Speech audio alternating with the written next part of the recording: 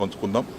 ఆ సందర్భంలోనే గౌరవనీయులు మన గౌరవ ముఖ్యమంత్రి రేవంత్ రెడ్డి గారి యొక్క నాయకత్వంలో బలపరుస్తూ ఈరోజు అందరం కలిసి రాష్ట్ర భవిష్యత్తు కోసం పనిచేస్తామని మనం చేస్తా ఉన్నాం.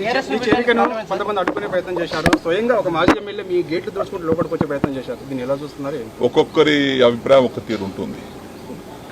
నేను కూడా టీఆర్ఎస్ పార్టీ చేరకుండా ముందు తెలుగుదేశం పార్టీలో ఉన్నా. నేను ఆనాడు తెలుగుదేశం పార్టీ నుంచి టీఆర్ఎస్ పార్టీ రావడానికి గల కారణాలు ఏందో ఆనాడుండే, మరి అప్పుడు కూడా వచ్చాను కదా. మరి అసలు నేను ముందు నా రాజకీయ భవిష్యత్తు మొదలైందే కాంగ్రెస్ పార్టీతోనే కండువా కప్పుకొని రాజకీయాలు చిన్నప్పుడు మీ వయసులో వచ్చాను.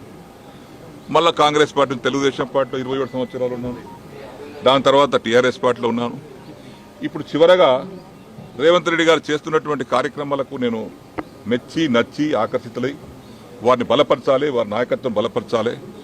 యువకులు వారిని మనం మంచి విధంగా సమర్థించినట్టయితే రాష్ట్రం బాగుపడుతుంది. మరి ఓపిక ఉంది, వయసు ఉంది, ఇంకా 20 ఏళ్ళు రాష్ట్రానికి నాయకత్వం వహించేటువంటి ఓపిక వారికి ఉంది.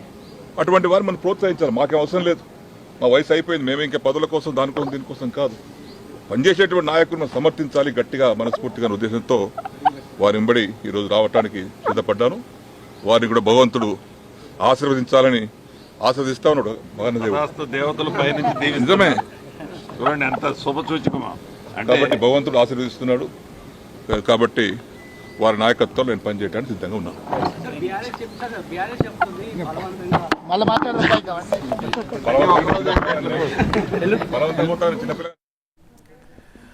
Alright, Congress party operation Akarsh continue చేస్తోంది. లోక్సభ ఎన్నికల తర్వాత గేట్లు ఎత్తేసింది. సీఎం రేవంత్ రెడ్డి, మంత్రి పొంగులేటి శ్రీనివాసరెడ్డి కలిసి బాన్స్వాడ ఎమ్మెల్యే పోచారం శ్రీనివాసరెడ్డి ఇంటికి వెళ్లడం, పోచారం కాంగ్రెస్లో చేరడం చకచకా జరిగిపోయాయి. కాంగ్రెస్లో చేరారు పోచారం శ్రీనివాసరెడ్డి, ఆయన కుమారుడు భాస్కర్ రెడ్డి.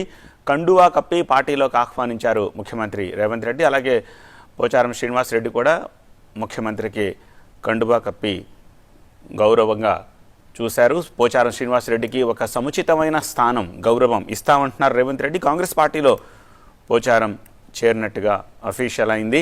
బాన్స్వాడ నియోజకవర్గం అభివృద్ధికి సహకరిస్తానని ముఖ్యమంత్రి రేవంత్ రెడ్డి అంటున్నారు. పోచారం శ్రీనివాసరెడ్డికి కూడా సముచిత స్థానం కల్పిస్తామంటున్నారు. రైతుల శ్రేయస్సు కోసం పోచారంకున్న అనుభవాన్ని వినియోగించుకుంటామంటున్నారు ముఖ్యమంత్రి రేవంత్.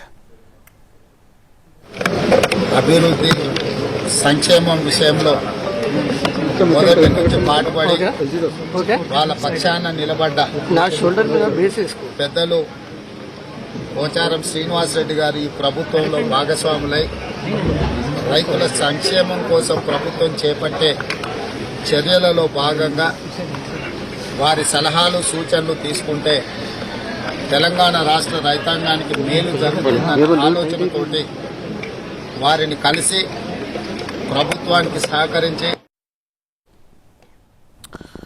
సీఎం రేవంత్ రైతు పక్షపాతిగా వ్యవహరిస్తున్నారు అంటున్నారు పోచారం శ్రీనివాసరెడ్డి. రైతుల సంక్షేమం కోసమే కాంగ్రెస్లో చేరాను అని, సమస్యలను అధిగమిస్తూ సీఎం రేవంత్ ముందుకెళ్తున్నారు అని, రాష్ట్ర ప్రగతి కోసం అంతా కలిసి పనిచేస్తామని పోచారం శ్రీనివాసరెడ్డి అంటున్నారు.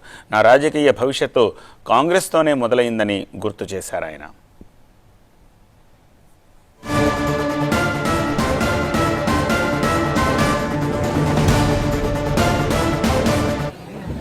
రైతుల సంక్షేమం కోసం ప్రభుత్వం చేపట్టే చర్యలలో భాగంగా వారి సలహాలు సూచనలు తీసుకుంటే తెలంగాణ రాష్ట్ర రైతాంగానికి మేలు జరుగుతుందన్న ఆలోచనతోటి వారిని కలిసి ప్రభుత్వానికి సహకరించి పెద్దలుగా మాకు అండగా నిలబడాలని నేను, మా ఉప ముఖ్యమంత్రి బట్టి విక్రమార్క గారు, మా రెవెన్యూ శాఖ మాత్యులు శ్రీనివాసరెడ్డి గారు, మాజీ కేంద్ర మంత్రి పార్లమెంట్ సభ్యులు బలరాం నాయక్ గారు, రామచందర్ నాయక్ గారు వారిని విజ్ఞప్తి చేయడం జరిగింది.